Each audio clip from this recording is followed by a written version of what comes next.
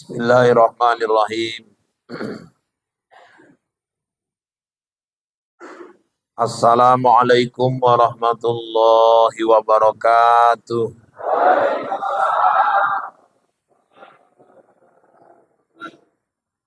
Alhamdulillahi rabbil alamin. Wa bihi nasta'in ala umurid dunya waddin. Wassalatu wassalamu ala asrafil anbiya'i wal mursalin. Sayyidina wa maulana Muhammadin wa ala alihi wa ashabihil mujahidin at-tahirin. Amma ba'du, subhanaka la ilma lana illa ma 'allamtana innaka antal alimul hakim. Wala haula wala quwwata illa billahil aliyil azim. Qala Allah ta'ala fil Qur'anil Karim. A'udzu billahi minasy syaithanir rajim. Bismillahirrahmanirrahim. Ahasiban nasu ayyutraku ayyaqulu amanna wa hum la yuftanun. Sadaqallahul azim wa sadaqa rasuluhun nabiyul karim. Wa nahnu ala dzalika minasyahidin wa syakirin. Walhamdulillahi rabbil alamin. Guru-guru kita yang sama-sama kita hormati, Ustadz Salman, Ustadz Hendro, Ustadz Nazarudin, dan guru-guru kita yang lain yang mohon maaf tidak dapat kami sebutkan satu persatu. Segenap pengurus FKSMM yang berhadir pada pagi ini, kemudian yang kami hormati bapak-bapak, ibu-ibu, seluruh jemaah yang datang dari berbagai penjuru. Mudah-mudahan kedatangan kita hari ini mendatangkan kebaikan, ridho dan barokah dari Allah Subhanahu wa ta'ala. Bersyukur kita kepada Allah, salawat kepada Rasulullah. Mudah-mudahan kelak nantinya di yaumil akhir kita semua mendapatkan syafaatnya. Amin. Amin ya rabbal alamin. Bapak Ibu, kita sudah melangkah ke bulan Safar. Muharram sudah kita lewati. Alhamdulillah, antusias bagaimana umat Islam bersuka cita memasuki Muharram kemarin, kita lihat di mana-mana cukup menggembirakan. Artinya umat Islam bangga dengan tahun barunya sendiri. Umat Islam bangga membesarkan bulan-bulan dan hari-hari istimewanya sendiri. Artinya pemahaman umat bahwa kita harus lebih membesarkan milik kita ini sudah semakin membaik dan semakin maju di tengah-tengah masyarakat. Alhamdulillah hari ini pemahaman-pemahaman yang seolah-olah mengatakan Suro itu bulan angker, Suro itu bulan panas, bulan dukun mandiin keris, bulan orang merawat tuyul. Ini pelan-pelan udah mulai terkikis. Bahkan dulu sampai orang nggak berani pesta di bulan Suro itu. Sehingga Tuan Kadi kehilangan job. Sebulan beri nggak ngawin-ngawinkan. Tukang tenda pun gak wanani suntu air ini. Alhamdulillah sekarang ini pelan-pelan sudah terkikis. Artinya umat sudah lebih memahami. Loh Pak Ustadz, tapi memang masih ada loh orang-orang tua yang pahamnya kayak gitu. Sebetulnya paham mereka itu betul. Cuman kita mungkin yang kurang memahami maknanya gitu. Kenapa kok sampai dulu ada pemahaman orang-orang tua itu sampai pesta pun nggak boleh? Karena umumnya nggak sekarang, nggak dulu. Selalu pesta ini identik dengan maksiat. Sedangkan Muharram ini bulan haram, masuk dari salah satu arbaatun hurum. Yang perang saja pun di dalam bulan itu tidak diperbolehkan. Buat ibadah, beramal, pahala dilipat gandakan. Buat dosa pun dosanya dilipat gandakan. Biyen wong pesta lin jaipongan. Yang hiburan-hiburannya mengarah ke maksiat. Lah sekarang kadang masih ada keyboard-keyboard yang berbau maksiat. Itu yang ditakutkan orang-orang tua dulu. Saking menghormati Muharram ini.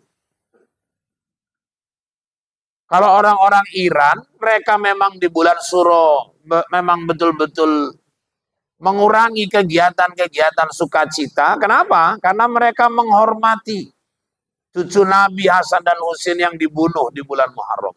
Maka mereka anggap ini bulan duka cita. Tapi alhamdulillah gebiar Islam di mana-mana meriah.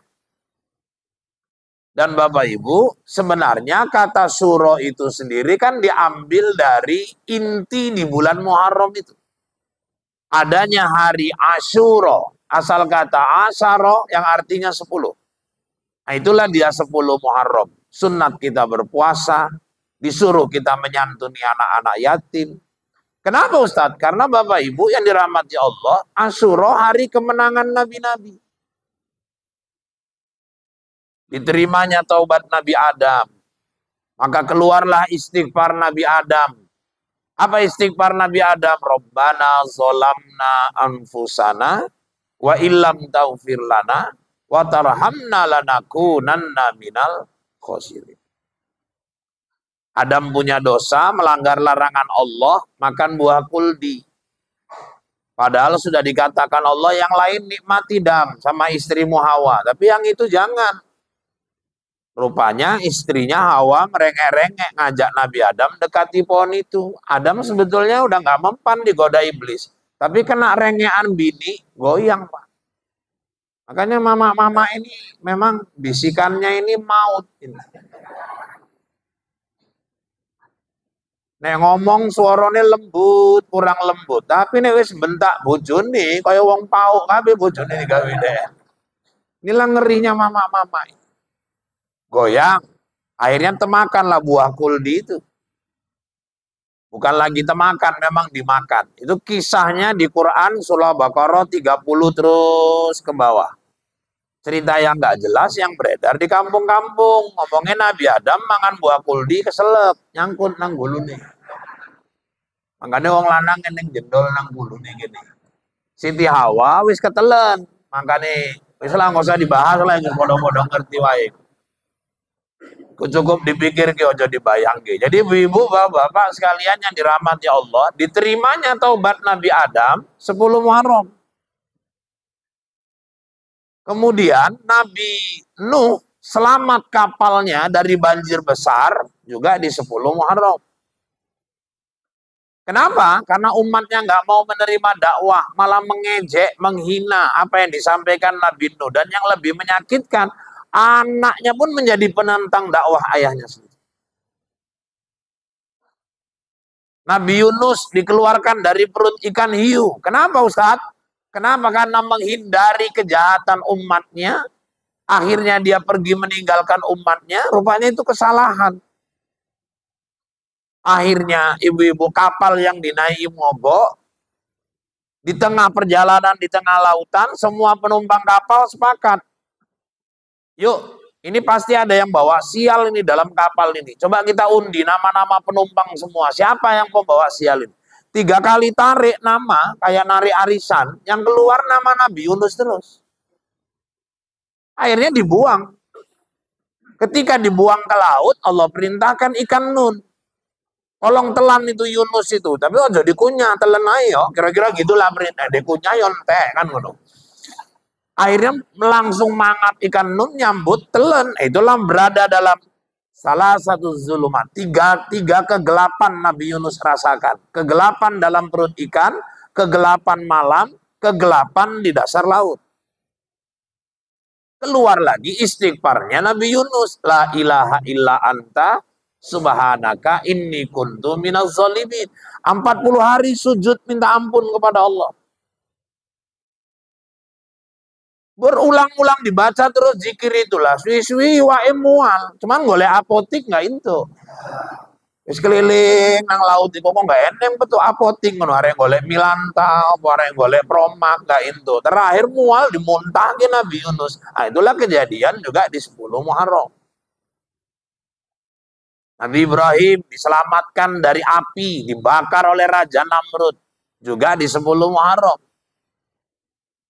Kemenangan-kemenangan Nabi di hari Asyura itu. Makanya inti dari bulan Muharram Asyura. Wong Jawa nyebut kene Suro. Itulah bulan mulia.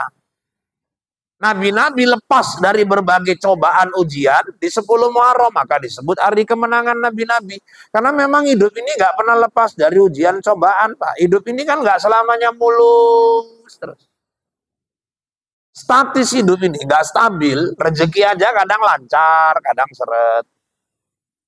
Iman aja yazid wayangkus, kadang naik, kadang turun. Kalau pas bulan tua, iman naik, semua itu. Gawanannya arek nang masjid, zikir. Wis gajian, wis imane pun mulai don iku midon, arek nang mall gawanane.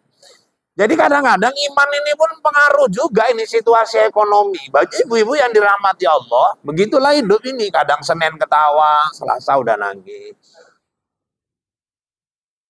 Statis hidup ini, nggak stabil. Hidup kan nggak pernah lepas dari nikmat sama musibah. Antara dua ini aja nih. Dan kalau nikmat kita nggak pernah lepas, duduk ini aja nikmat kok. Di rumah sakit banyak ini hari orang duduk aja nggak sanggup. Ibu masih jelas dengar suara saya, masih jelas nengok wajah saya, itu nikmat. Ada orang punya mata, tapi matanya udah kabur. Kadang-kadang malah sampai nggak nampak. Kawan saya satu kantor, selepas bulan Syawal kemarin, pagi-pagi tiba-tiba telinga mendenging. Dibawa ke rumah sakit, rupanya sarafnya udah dicabut. Rusak sarafnya. Sekarang pakai alat pendengar. Jadi ibu-ibu sekalian yang dirahmati Allah, ini nikmat kita bisa datang. Masih bisa membedakan mana yang asin, mana yang pedas, mana yang manis. Itu nikmat.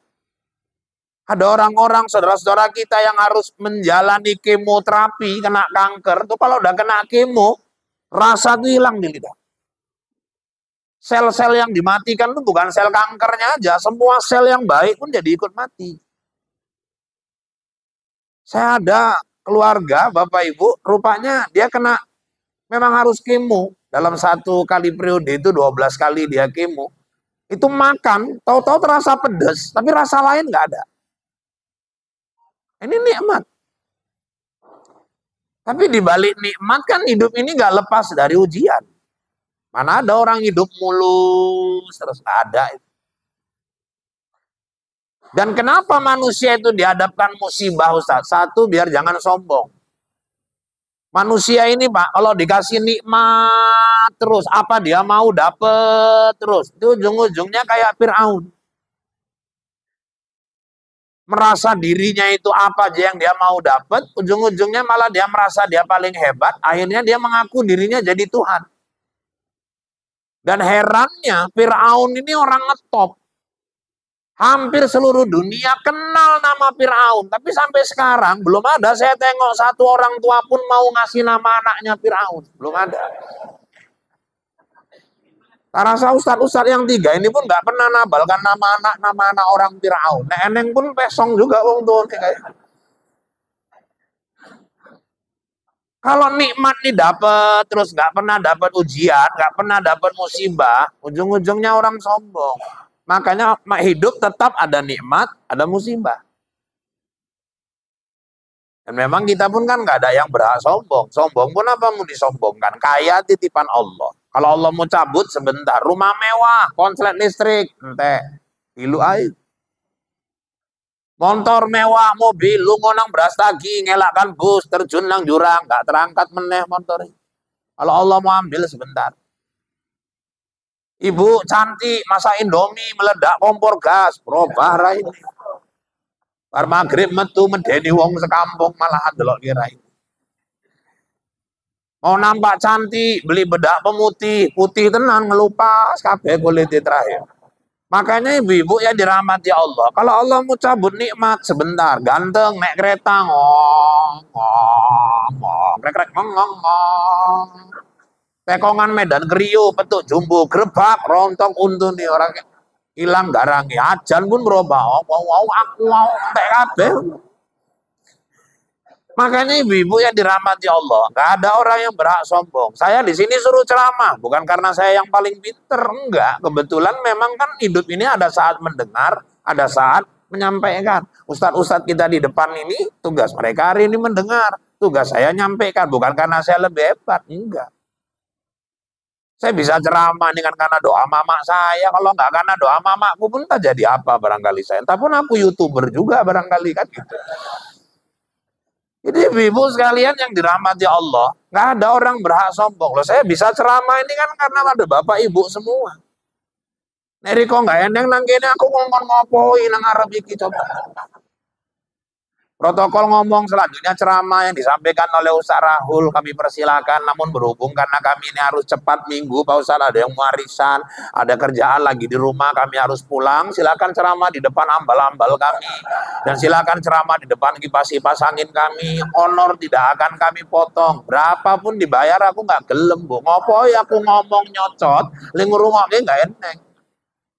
Nang jopo wong podo bisi-bisi, Ustadz wis suwi kaya ngono omonge wong ya kan. Jadi ibu-ibu yang dirahmati Allah, hidup ini kadang-kadang ada nikmat, kadang-kadang ada musibah. Memang itu kemauan Allah, sunnatullah, ketentuan Allah begitu. Pak, jadi kenapa manusia itu harus diuji oleh Allah? Tadi udah saya bacakan ayatnya di Muqaddimah, Al-Ankabut ayat 2. Ahasiban nasu ayyutraku ayyakulu amanna wahum la yuftanun.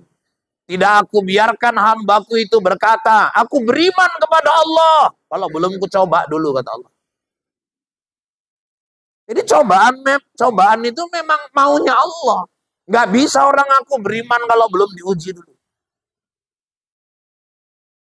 Jadi kalau hari ini Bapak Ibu sedang ada problem, sedang ada masalah, itu bentuk kasih sayang Allah. Allah nguji kita. Untuk apa Ustaz? Pertama, supaya jangan sombong. Kedua, biar makin dekat kepada Allah. Ketiga, supaya derajat kita naik di hadapan Allah. Kalau kita lulus melewati ujian itu. Para nabi-nabi aja semua naik derajatnya karena ujian kok. Nabi Adam, ujiannya anak. Qabil, bunuh saudara kandungnya Habil. Kita nengok anak di rumah gaduh aja, melas, iki bunuh. Kayak mana cobaan Nabi Adam? Nabi Nuh, dia berdakwah ngajak umatnya ke jalan Allah. Kan'an malah datang anak kandungnya. Jangan kalian dengarkan cakap pembohong ini. Anaknya Bu, ujian. Mana sedihnya. Udah disuruh Nabi Nuh bikin kapal. Diejek orang-orang kafir. Kan orang kafir pada ngejek semua itu. Mau berlayar di mana? Padang pasir kok. Pesong, gaya kapal. Dia nggak tahu nih perintah Allah. Cukup? Enggak puas Bapak Ibu yang dirahmati Allah. Rupanya nggak cuma ngejek, malah orang itu kalau kebelet naik ke atas kapal Nuh itu udah siap dibikin WC umum. Nek wong kewelet munggah mendhuwur wis jongkok, entuk rong telung tumpuk, lunga. Lah suwi-suwi kok makin oke sekampung ngisingin nang kono. Sampai hampir penuh kapal itu. Beratnya cobaan Nabi Nuh. Sampai satu hari ada orang lumpuh, buta.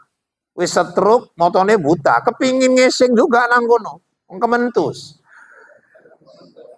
Terakhir ini dituntun sama orang munggah mundur. Bu piye rupanya Bapak Ibu wis bar arek ngadeg, rupanya nyekel tiang kepleset, kecebur nang aku mau ngono. Ya kelelep dadapan deh. Rupanya minggir entuk munggah midun motone melek. Iso ndelok, sikile iso mlaku. Mari. Petuk uang lho kok iso mlaku, Kang? Kok malah wis iso ndelok ya? Iya, nang ndi? Ae nang kapal lagi oke, arep ndiku. Terakhir lo geger, podo teko ling sakit-sakit, yang nggawa itu serantang, nggawa Bali, serantang, nggawa Bali. Sakit-sakit segala macam penyakit, lalane kemari kehendak Allah. Amit cerita, sak tinggal kerak-keraknya pun diresi wong. Akhirnya bersih lagi kapal itu, nggak perlu Nabi Nuh yang bersihkan. Itulah cara Allah. Datang banjir, naik semua serba sepasang. Termasuk binatang-binatang sepasang naik bersama Nabi Nuh dengan pengikutnya. Udah mau berlayar, Nuh nanya, anakku mana? Kan'an. Rupanya anaknya duduk kumpul sama orang-orang kafir. Hujan sudah mulai datang, gemuruh di mana-mana. Anaknya diajak, enggak ayah, aku enggak mau ikut sama kau. Biarkan, dah, pergilah kau, tinggalkan aku. Jalan Nabi Nuh, kapalnya mulai berlayar. Nah, Allah lagi marah, nak, sini, ayo ikut sama ayah. Tidak ya, nanti kalau banjir kau mau kemana? Ayah, aku nanti naik ke atas gunung itu. Akhirnya hujan lebat, gak berhenti-berhenti 40 hari 40 malam. Berenang anaknya Kan'an berusaha ngejar naik ke gunung. Di depan Nabi Nuh, anaknya tewas tenggelam dalam banjir itu. Kayak mana sedihnya Nabi Nuh. Ujian juga. Nabi Lut, istrinya pula ujian. Pelaku maksiat, lesbian, suka sesama jenis, homoseks, di awal keberadaan bumi Allah yang paling parah zaman Nabi Lut. Homo, lesbian. Menentang kodrat Allah. Kodrat Allah, kita lahir ini kenapa? Karena nenek moyang kita kan Adam sama Hawa. Kalau Adam sama Anton, mana mungkin lahir kita? Datang orang itu ditentangnya kodrat Allah itu. Marah Allah, turun hujan batu. Istrinya, coba itu. Nabi Ibrahim, ujiannya bapak kandungnya sendiri, Azar. Malah membuat berhala. Raja Namrud nyembah berhala, yang bikin berhala bapaknya. Bapak ibu-ibu malah dibakar hidup-hidup. Karena menghancurkan berhala-berhala milik Raja Namrud itu. Diuji apa lagi? Ya Allah, 70 tahun nikah, nggak punya anak. Coba Nabi Ibrahim. Orang udah gendong cucu, dia gendong anak aja belum. Asal malam termenung Nabi Ibrahim. Istrinya ngomong, udahlah bang, coba aja nikah sama perempuan lain lah. Daripada nanti abang termenung, aku pun jadi ikut sedih. Enggak mau aku sarah. Kalau enggak Allah yang merintahkan. Aku hanya bisa nikah lagi kalau Allah yang merintahkan. Itu jawaban Sarah. Kalau suami ibu, nggak usah ibu tawar-tawari kayak gitu. Nggak ditawari, kakian tingkah, kok ada nawar-nawari. Ya udah bang, kalau mau kawin lagi, nangis lagi ibu, kok nggak ket biyen lagi ngomong nih. Aku gula kuis 600, baru ke kongkon kawin meneh, arek ngopoi meneh aku mau ngede. Nabi Ibrahim disuruh, Allah cuman yang bisa merintahkan. Nggak mau dia, bu. Tahu-tahu datang perintah Allah. Sampaikan ke Sarah, Sarah aku disuruh Allah nikah lagi, nikah bang. Aku mau, tapi kau yang nyarikan perempuannya. Coba lah itu Nabi Ibrahim, dijaganya betul perasaan istri. Dan ini pelajaran buat bapak-bapak yang mau nikah lagi. Maunya gitu pak, istri suruh nyarikan. Yang golek dewe kasus pak, kasus, pasti. Gentle, ngomong api-api, dia aku mau nikah lagi, tolong carikan perempuan yang cocok untuk abang. Saya yakin nggak sampai 3 menit, bapak pasti dicarikan parang babat itu udah kali. Sehingga akhirnya Siti Sarah bilang, oh kalau abang minta aku yang carikan, nikahilah dia. Mereka punya pembantu pak, budak, namanya Siti Hajar. Siti Hajar keturunan Afrika. Wong Afrika iki kan kulitnya gurlung-rong macam ae, nek gak ireng tenan. Niku ae modele. Siti Hajar iki modele ireng tenan. Cuman walaupun ireng, wongnya manis koyo ling ceramah. Jadi bapak-bapak, ibu-ibu sekalian yang dirahmati Allah. Akhirnya loh, kau minta aku nikahi dia. Iya, karena Allah aku nikahi dia. Dinikahi Nabi Ibrahim. Akhirnya kan dapat anak Ismail. Udah lahir Ismail, dibawa pindah ke Mekah, lah barulah Sarah akhirnya meteng juga. Jadi ada dua istri Nabi yang diuji Allah sama suaminya. Bertahun-tahun baru dapat anak. Sarah, ibu-ibu, itu nih hamilnya udah umur hampir 100 tahun. Satu lagi istri Nabi Zakaria. Itu sudah 100 tahun lebih baru hamil. Nabi Zakaria lama juga dapat anak. Yahya bin Zakaria. Udah 100-an. Ini makanya nenek-nenek ini pun ya hati-hatilah. Maksudnya ojo salah sak tenan. Nek turu-turu ae nek ojo kagian tingkah lah.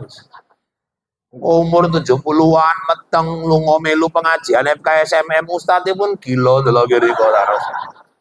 Jadi ibu, semua nabi diuji. Nabi Ayub kena penyakit 18 tahun.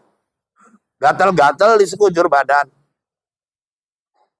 Loh Nabi Ayub ini kan iblis pingin nguji. Dibilangnya ke Allah, ya Allah itu Ayub itu taat sama kau. Lantaran dia kaya. Coba habis hartanya. Karena ternak Ayub itu luar biasa banyak ribuan ekor. Ada onta, ada kambing. Ya uji aja hambaku yang namanya Ayub. Dibakar iblis kandang-kandang ternaknya. Pagi habis musnah. Binatang itu semua terpanggang mati. Tapi apa jawaban Nabi Ayub kepada Allah? Ya Allah, harta dari kau. Harta itu titipanmu. Kau yang ambil. Gak ada hakku untuk menentang. Gak ada hakku untuk tidak ikhlas. Aku ikhlas ya Allah. Malah makin taat kepada Allah. Oh makin jengkel iblis.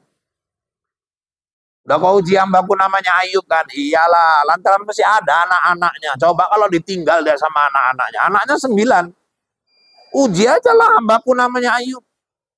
Satu hari mau makan bersama di meja, dibubui racun tuh semua makanan anak-anaknya. 9 anak Ayub mati bersama di atas satu meja. Kayak mana coba ujian Nabi Ayub? Nangis, pasti nangis.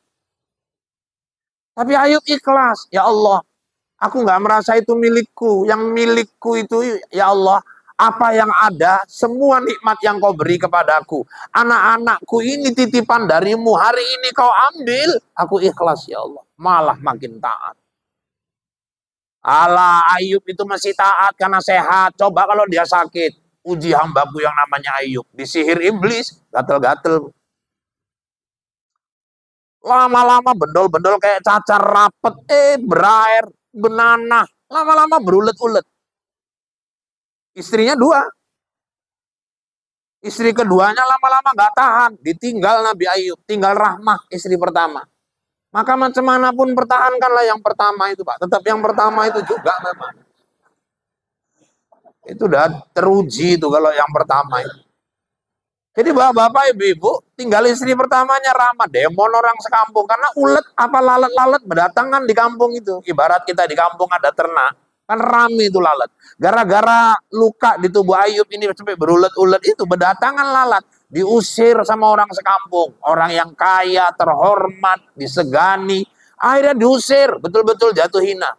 Pindah ke kampung lain. Datang lagi orang kampung itu. Ngusir, penyakit nih penyakit. Bawa pindah. Nanti nular. Akhirnya cari padang pasir yang sunyi, disitulah mereka dirikan tenda, mereka tinggal di situ, makanan habis, Rahmat cari makanan ke tukang roti, mau beli roti nggak ada uang, akhirnya jual pakai gelungan rambutnya, cocangan rambutnya. Nangis Nabi Ayub. Akhirnya istrinya bilang, Rahmat bang, abang kan Nabi, doa aja kepada Allah, kenapa? Masa udah 18 tahun sakit kayak gini kita menderita, doamu kan pasti didengar Allah. Apa jawaban Nabi Ayub? Rahmat, kita dulu kaya berapa tahun?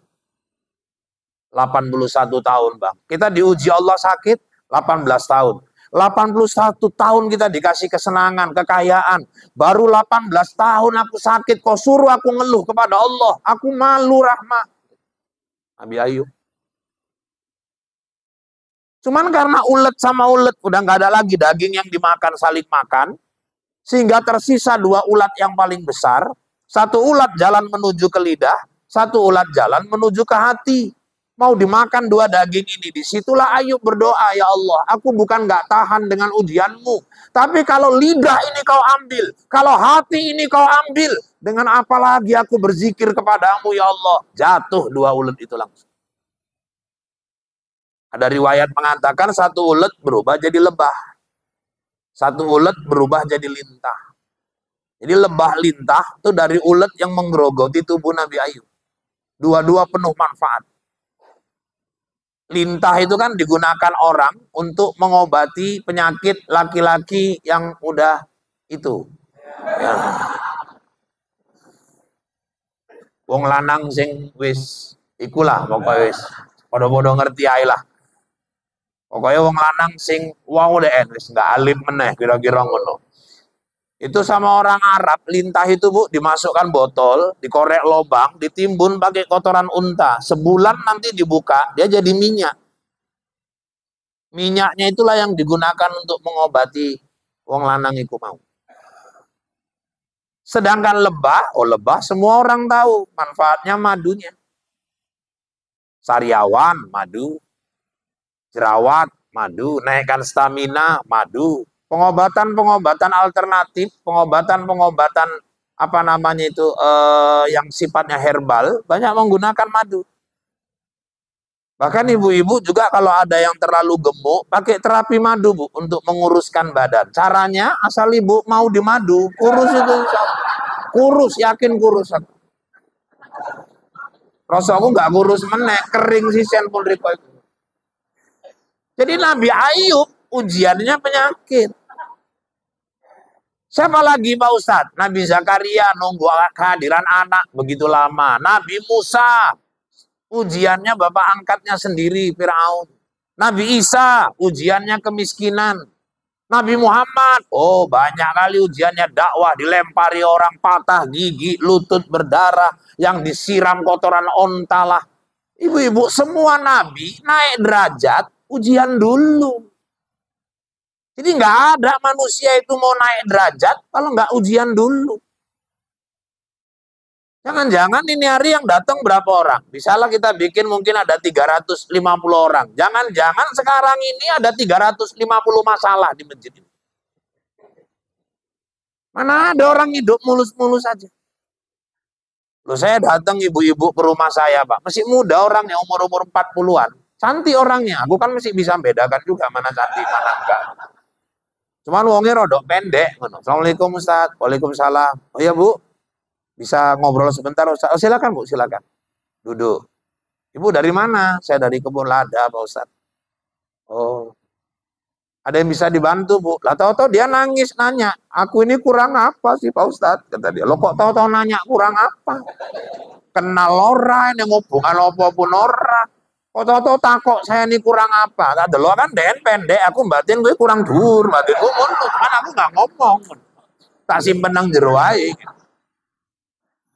Akhirnya ibu-ibu bapak-bapak dia curhat masalah suaminya, masalah iparnya, masalah mertuanya. Dia merasa dimusuhi sama keluarga suaminya. Waktu dia datang itu dia merasa berat kali beban di bahunya itu. Dia datang itu seolah-olah dia merasa berat kali cobaannya. Masalahnya DN nggak ngerti. Pas DN teko, aku punya akeh masalah nang omah. Pikir orang ustadz itu nggak punya masalah, nggak ada. Semua orang hidup pasti punya problem. Karena ujian itu memang maunya Allah. Kita yang datang hari ini, siapa yang nggak ada problem hidup? Saya tanyalah siapa yang hidupnya senang terus, mana ada. Pasti sesekali kita menangis. Mungkin ini hari ada yang lagi masalah sama suaminya, udah 3 hari gak cakepan. Mungkin ada yang lagi masalah sama mertua, mungkin ada yang lagi problem sama ipar, mungkin ada yang lagi masalah sama tetangga, masalah batas tanah, mungkin ada yang lagi masalah sama kawan kerja, mungkin ada yang ujiannya di ekonomi, mungkin ada yang ujiannya di anak, mungkin ada yang ujiannya di istri, mungkin ada yang ujiannya sekarang lagi kena penyakit. Kalau Ayub 18 tahun gatel-gatel, mungkin Wawa itu 12 tahun asam urat gak baik-baik. Mungkin ada yang masalahnya barangkali di masalah anak gak akur, dan yang paling banyak masalah mungkin lagi masalah sama Mekar. Gak ada orang hidup gak pernah lepas dari masalah. Banyak sih ngomong iyo pula. Makanya bapak ibu-ibu yang dirahmati Allah, inilah ujian hidup itu. Jadi ujian ini Allah kasih sama kita Pak Ustadz. Satu, tujuannya tadi udah saya sampaikan. Ibu-ibu, bapak-bapak yang dirahmati Allah, biar manusia jangan sombong. Kedua, biar makin dekat sama Allah. Allah mau ketika kita ngadepi cobaan, ujian, Allah tuh seolah-olah manggil, sini kau, sini. Dekat kau sama aku yang bisa menyelesaikan masalahmu. Bukan makin jauh. Tapi kan nggak sedikit orang dapat ujian, malah makin jauh. Dapat ujian masalah keuangan di rumah. Menyelesaikannya bukan deketi yang maha pemberi rezeki, malah makin gila main judi online-nya. Judolnya. Berarti kan gagal ngadepi ujian. Karena di otak dia nanti menang ini. Kalau menang dapat segini, kalau menang dapat segini, kalau menang dapat segini. Gak ada modal, utang dulu. Nah, terakhir, hampir menang kok Siti meneh, utang meneh. Saya kawan saya, Bapak Ibu, dia punya akses rupanya dulu dengan orang-orang bandar judi di Kamboja yang mengendalikan judi online itu. Dia pesan sama saya, sampaikan Ustadz di dakwah-dakwah sama anak-anak kita. Nggak akan ada menangnya main judi online itu, pasti kalah. Pasti yang menang tetap bandar. Sampaikan Ustadz, nggak ada itu. Mereka memang pancing, waktu main 500, sejuta, 2 juta, dibikinnya menang dulu di sini. Kawan udah penasaran, ujung-ujungnya mak ini 300 juta dipasang, dapat 600 ini. Pas masang besar, di boomnya selesai habis. Istri, suami 3 hari nggak pulang-pulang, kok larinya ke dukun. Berarti kan makin jauh dari Allah, bukan makin dekat.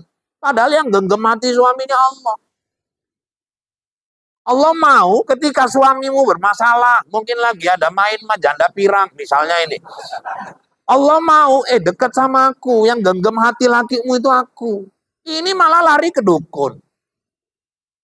Berarti kan gagal ngadepi ujian Allah itu. Dukunnya di Gang Jati pula itu. Jadi ibu-ibu, bapak-bapak sekalian yang dirahmati Allah. Matui dukun nanggon. Kalau tolong lambah, bapak ya anak-anak wis telung dino nggak bali-bali. Dukunnya pun marah, kue wis telung dino keter. Bang Toyib kayak telung kali poso, telung kali royo nggak bali-bali. Aku nek masalah nggak bali nggak masalah, mbak. Rupanya wingi neleng delok den boncengan karo rondo nang kampung lalang kon. Ya wonge ayu ikhlas aku wis ireng pendek tonggek pesek elek batak pula iku. Jadi ujarmu piye maksudnya piye lah carane bendeken Bali, inget karo anake, inget karo aku bojone, kowe Bali golek rambuté, ben tak main gitu kok gini. Pulang sampai rumah ada sisir rambut lengket jikuk lebok ki amplop balik nang nggih dukun lali nek tunggal saomah karo mertua salah gowo malah rambut mertuane eling digowo dek enak dukun mau dikerjai dukun rair mertuane eling ngintili dek rono rene coba kalau mintanya sama Allah nggak akan salah alamat. Jadi ketika kita dihadapkan masalah, Allah mau, dekat sama aku sini. Allah lagi manggil kita. Jadi orang-orang yang diuji, yang dikasih cobaan, dikasih musibah, itu pertanda Allah masih sayang. Supaya kita ingat sama dia. Yang bahaya kalau Allah udah nggak open. Buat dosa, buat maksiat, dikasih rezeki terus. Itu berarti mau dihancurkan Allah dia nanti di penghujung hidupnya, mau dihancurkan Allah nanti di akhirat. Itulah namanya istidraj, buat dosa tapi dapat nikmat terus. Ini malah lebih ngeri, Bu. Lalai dia. Nggak perlu sholat, untuk terus rezeki kok. Kemudian ujian dikasih Allah ini untuk apa? Biar naik kelas. Jadi kalau hari ini lagi ada masalah, jangan ngeluh. Allah lagi mau naikkan kelas ibu. Orang anak SD mau masuk SMP aja pun ujian kok. SMP masuk SMA ujian. Masuk perguruan tinggi ujian. Orang mau masuk kerja, masuk TNI, masuk Polri, masuk PNS. Nggak ada yang nggak ujian. Jadi kalau mau naik derajat, memang harus ujian.